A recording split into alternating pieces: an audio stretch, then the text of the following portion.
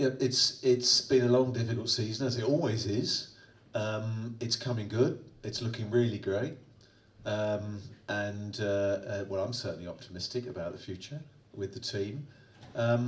You seem to have got a system since Morecambe, a consistent group of players, and a good confidence through the players. I mean, have you done something different, or do you feel it's just come together? We've not done anything different, really. I don't feel we've played particularly well since Colchester was a standout performance. That it was probably the best performance of the season, which was after Morecambe. Since then, we've managed to be effective rather than exciting, and we've managed to get some results. Although we lost to MK Dons, but at some point we have to start playing well if we are going to get through the playoffs. It's, I don't think you can keep just grinding results out. I don't think with the players that we've got, we would win the playoffs doing that if we were to get in them. I think we need to hit some form. We need a bit more consistency individually, which then leads to collectively to carry us and make sure we finish the season off right. And if we do get in the playoffs, then we can finish it off. So, no, nothing's different, really. We're trying to stick to a settled team. Morecambe, we gave Reece Brown a rest, which was much needed. He's come back flying, apart from Saturday. So yeah, I think it's just we're relying on the players to play well individually and collectively. Hello, I'm Andrew Budd. I've been living in Nailsworth 3 years, and I started supporting the local team, so I'm probably called a plastic. But anyway, my question is about the South Stand. I stand in the South Stand. I'm on kind of the old farts corner over by the changing room. Hey, it's about to cut out the swearing, look. Is this all working? Yep, good. Yeah, I'm over that side, and obviously I'm very, very well aware about the different levels of support from the younger supporters behind the goal. I thought it was really good against Macclesfield, and I know there's all kinds of problems with people having the wrong tickets and this kind of thing, but do you think there's anything more the club could do to try and build some bridges with some of the people there that seem to be, well, basically unhappy about everything, even though I personally am overjoyed to be watching the club. There we are, that's the question. Possibly on behalf of some people that haven't come here because they, I don't know, maybe they're shy or something. Thank you. Yeah, they're not shy on social media, are they? Yeah, I think there's like a very small number of people that just like for there to be problems, and they create problems where they don't exist. They create this false narrative, actually, of the South Stand versus the rest of the club. I don't think that's right. It is just a small group of people. The ticket issue has pretty much gone away now. The first time we checked all tickets, we found 50 cases of people using under 11 tickets, adults using under 11 tickets, which is just wrong. Second time we checked was last Saturday, and we had no cases of it, so the message is through. We'll change the turnstiles next year so that they sort that out for us automatically, and we won't need to be checking tickets. So it's just a blip in our season, really. But I just think that there are a few people that like to cause trouble. They don't come to these events. They don't even come to all of our games, and it's just the nature of the beast. I think it's probably like that at every football club. So but we do what we can, and Henry is launching a new initiative, which I think he put up on the forum today, and we're going to ask for fan representatives from each of the 4 stands to meet every month and just talk through the fan experience on a match day with us, so that we can see what we can improve. We can get feedback from our fans and actually give feedback as well. So I think that'll help.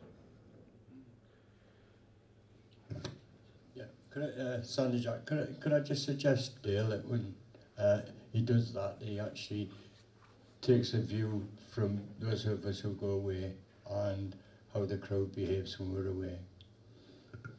Yeah, sure. Sounds fun. Do you mean how you guys behave when you go away? Yeah. Oh. Is that good behaviour. I mean, some of the language and that's used to young players behind us, especially we notice at away games because we're not in where they normally stand, and therefore, you know, I don't think it's fair on some of the younger players, and I think that view should be taken into account as well as home games. And is that language from our fans? Is that what you're saying? Yes. Okay.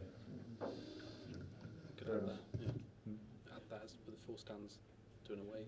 Yeah, we'll make it 5 stands then. The 5th will be the away stand. Yeah, I like that. Another question?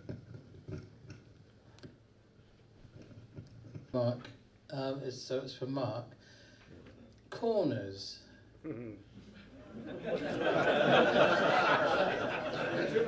Anybody know what I'm going to say?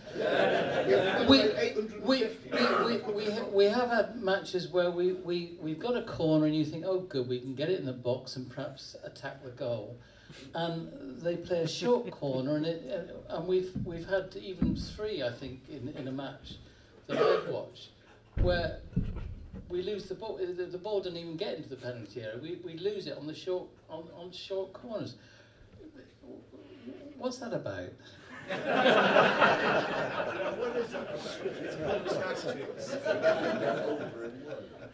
I'm going to set you a project now. So when next time I see you,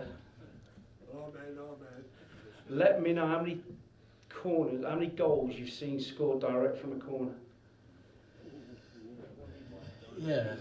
So there has to be a freakish sequence of events for you to score direct from the corner. So the delivery of the ball has to be spot on. Yes. There's usually 15, 16, 17, sometimes 20 players in a crowded penalty area. So nearly all of them have to fall over. It then has to hit somebody on the head and fly into the goal. Now, we have even gone to the extent of having even Faz Rawson having his eyes tested. Because every time he goes near it, he seems to head it away from the goal. That's serious. So I've even thought about, every time we get a corner, kicking it straight out, play for a goal kick, so we can all get back in and ready to defend. That's my view on corners. So, there you go. Honestly, it is. So between the staff, we've all had a go. I've had a month trying to do a corner. So I set a corner up against MK Dons. So we studied MK Dons' last 25 corners they conceded, and we looked at their positioning of their defenders, and we deducted that they left an awful lot of space in and around the near post and the edge of the box towards the near post, and they crowded the middle of the goal. So we wanted to try and work the ball from a short corner with Reece Brown and George Williams into the box towards the near post. So the first corner was the plan, that those two were going to play together and eventually dribble into the box, because MK Dons only put 1 man out, so we had 2v1. So when we took the first corner, George Williams kicked the ball, it hit Reece Brown up the backside, went out of play for a throw-in. That was my last involvement with it. So now Pat Mountain and Scott Lindsay are doing the corners. That's tactics for you. Honestly, although Reece Brown and Williams have both got good shots on them, so if they're on the outskirts of the penalty area, they're 2 of the players. If I had my choice, I would take short corner every time. So I think it's far more secure, and you have less chance of being counted on. And I think you have to have a real. So we've shown our players some teams that are really aggressive from corners, and so there's a centre back at Rotherham called Richard Wood, and he scores on average 5 from 5 corners every season, and it is pure aggression and desire. So he starts a run from 10 yards outside the box, and he just runs. If the ball's there, he'll take everybody in the back of the net with him. So it comes down to desire, and sometimes you have a group of players that will go and score a batch of corners. We've tried everything. But you never know, if we get to the playoff final, we might score. May the Lord be with us.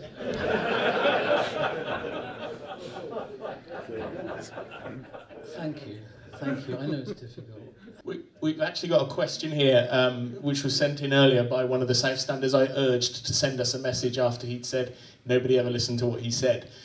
This is to Dale. I know you hire people to run the club on a day-to-day. I appreciate you're a busy man and can't control everything that happens, but please believe me when I tell you the security company you have running matchday operations are killing us hardcore fans. I accept we're far from angels, but something needs to happen. I'd be interested to know what you think about this.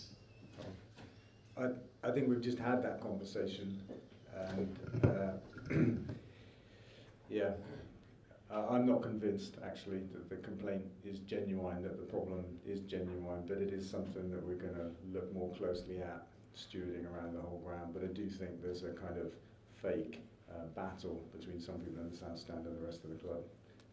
So that's my view on that. Yeah. Another point on that, the stewarding agency we use is the same as Cheltenham and Swindon. Yeah, that's a good point. Yeah. If they named themselves in the same stand, you wouldn't have to worry about it, would you? We don't have any trouble down with our stewards. No, it's all. They're brilliant.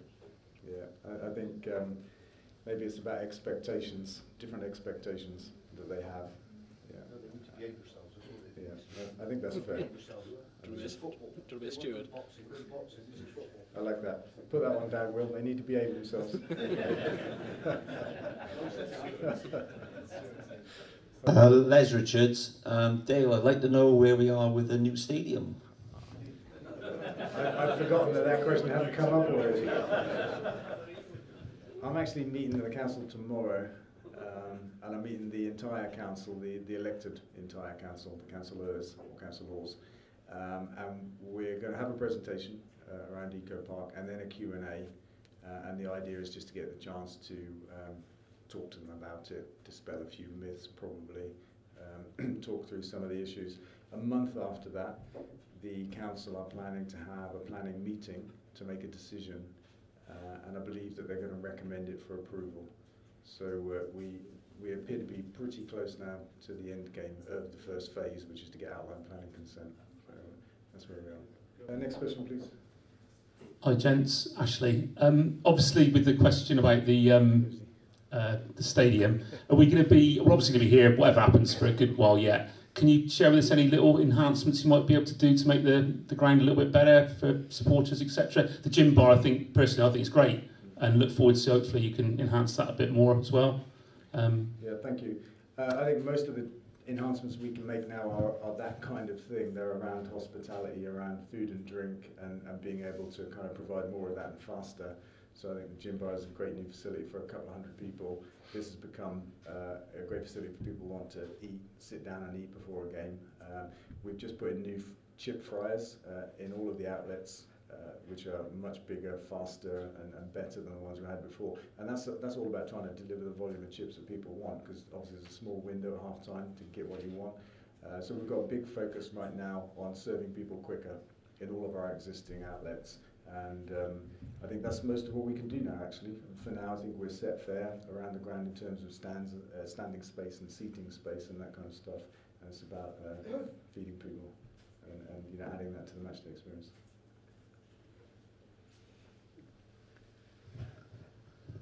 Alan Beard. I'm going back to the gym bar, which I fully support and understand the reasons for all that. It's just a matter of access. It's a bit of a pain from the East Stand down to Concourse, and I would prefer to see the entrance, or one of the entrances, off the main stairway into the bar itself. Can that be accommodated, please? Do you mean the stairway from reception? Yes. Yeah, we don't think it can. That door is a fire exit, which is a bit of a problem to use two ways like that. And so we have to have it the way that it is. Access is from the concourse for the east, for the gym bar. We looked at it, we wanted it, but it can't be done. Is that for fire reasons? Yeah, that's right. Service, yeah. fire service itself. Planning and fire, yeah. Building regs. Another one for you, Dale, from online. With ladies football in general getting more and more publicity, do FGR intend to put a bit of energy or focus into revitalising ladies football at FGR? Yeah, we'd certainly like to, and this came up in conversation, I think, just in the last few days between me and Henry. We'd like to. We've been, a little bit busy finding our feet in League Two and doing all the other things that we're doing, but it's not slipped off our radar. I think one of the biggest improvements for us as a club and for the ladies setup in particular will come when we have our own training ground, which is something that we're pursuing now alongside the new stadium, and when we can all when all our, it's not for me.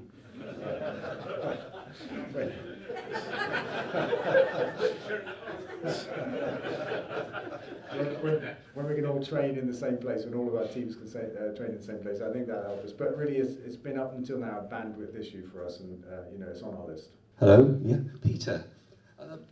Are there any moves to commemorate Trevor Bosley? I mean, there was a suggestion that instead of the gym bar, we could call it Trev's Bar. Are there any ideas around that? I haven't heard any, actually.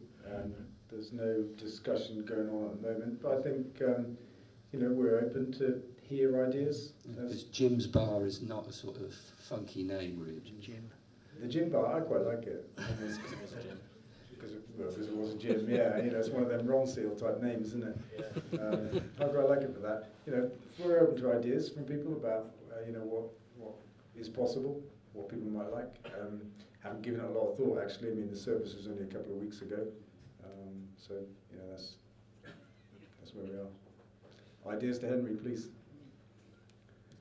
Or Dayton. Yeah, Dayton. But seriously, if somebody's got some ideas, then share them, and then we can look at them, and we can all talk about them, and make a decision as a club. Any other questions? Yeah. Here comes the mic. It's Andrew Budd again. The South Stand, Jim, what's his name? Somebody Flag has actually bought a flag with Trevor Bosley's name on. Jack Flag, that's it. There's some discussion on some social media suggesting that it'd be interesting to see if they can get the thing into the ground. So can we be ready for a large flag to be brought in? And apparently it's got fire certificates and all kinds of stuff. So hopefully it won't be another reason for somebody to get angry at this fantastic club. I'm not aware of there being a problem with flags at our club. Smudge Mark Security is already aware of this flag and has said that it's okay for the next game.